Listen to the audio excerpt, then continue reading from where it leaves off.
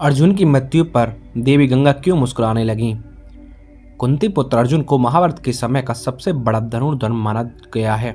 ऐसा भी माना जाता है कि अर्जुन के पास अगर धनुष चलाने का कौशल नहीं होता तो पांडव शायद ही महाभारत युद्ध जीत पाते। साथ ही अधिकतर लोग यही जानते हैं कि अर्जुन की मृत्यु पांडवों के सशरीर स्वर्ग यात्रा के दौरान हुई थी।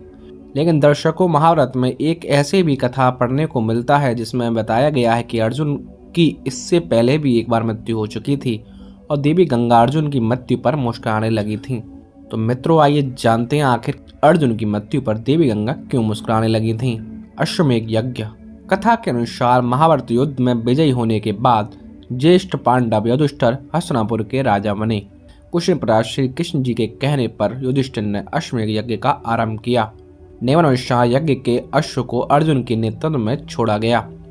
अश्व जहां जाता अर्जुन अपनी सेना के साथ उससे पीछे पीछे जाते।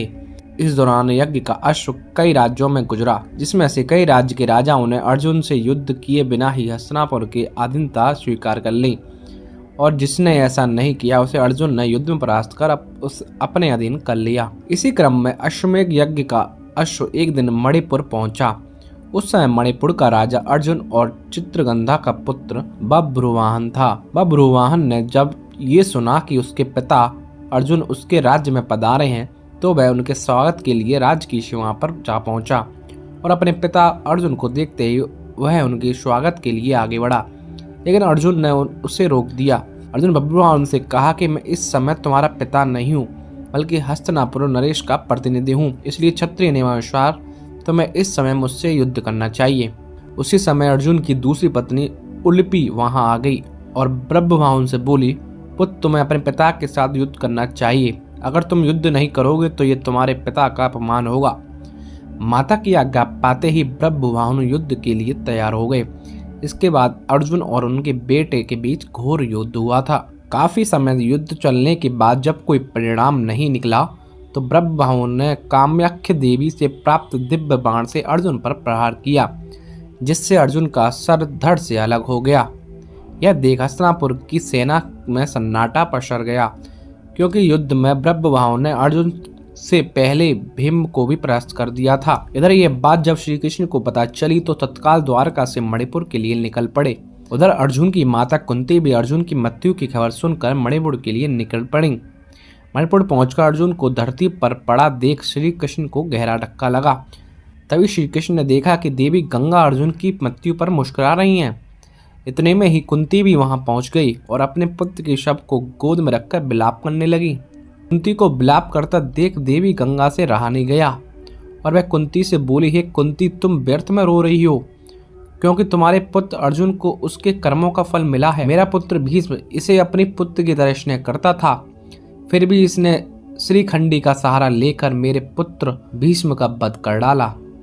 मैं भी उस समय ऐसे ही रो रही थी जैसे तुम आज अपने पुत्र के लिए रो रही हो।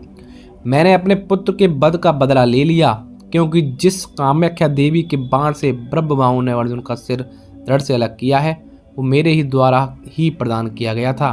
देवी गंगा के मुख से बदले की बातें सुनकर श्री कृष्ण हैरान हो गए और बोले, हे देवी, आप किस बदले की बात कर रही हैं? आप किस से बदला लेंगी? अर्जुन की माता कुंती से या फिर अर्जुन से? आप एक माता से प्रतिशोध कैसे ले सकती हैं? तब देवी गंगा ने कृष्ण से कहा, वासुदेव, ये तो आप जानते ही हैं, अर्जुन ने उस समय मेरे पुत्र का वध किया था, तब वो निहत्था था। अर्जुन का ऐसा करना जब उचित था तो अर्जुन का वध उसी के पुत्र द्वारा करा, तो मैंने क्या गलत किया? तब श्री कृष्ण देवी गंगा को समझाते हैं कि अर्जुन ने जिस तरह से अपने पितामह का वध किया वो स्थिति स्वयं पितामह ने अर्जुन को बताई थी, क्योंकि पितामह जानते थे कि उनके होते हुए पांडवों का विजय असंभव था, इसलिए उन्होंने स्वयं युद्ध से हटने का मार्ग अर्जुन को बताया था। अर्जुन ने तो बभ्रुवाहन के प्रहारों को सिर्फ रोका है, स्वयं प्रहार तो नहीं किया। अर्जुन ने तो कामाख्या देवी द्वारा किए गए दिव्य बाण और आपका मान बढ़ाया है। कृष्ण के तर्क सुनकर गंगा दुविधा में पड़ गई और श्री कृष्ण जी से इस दुविधा से बाहर निकलने का मार्ग बताने को कहा। तब जाकर श्री कृष्ण ने देवी गंगा से प्रतिज्ञा को वापस लेने को कहा। फिर देवी गंगा ने अर्जुन के सिर को धड़ से जोड़े जाने का रास्ता बताया। उसके बाद श्री कृष्ण ने अर्जुन की दूसरी पत्नी और ब्रह्मभानु की सौतेली माँ उलूपी से प्राप्त नागमणि द्वारा अर्जुन को जीवित कर दिया। दोस्तों आज की वीडियो के लिए इतना अच्छी लगी तो लाइक करें, कमेंट करें, शेयर करें और चैनल पर नए हो तो चैनल को सब्सक्राइब करना बिल्कुल ना भूलें। जय श्री कृष्णा दोस्तों।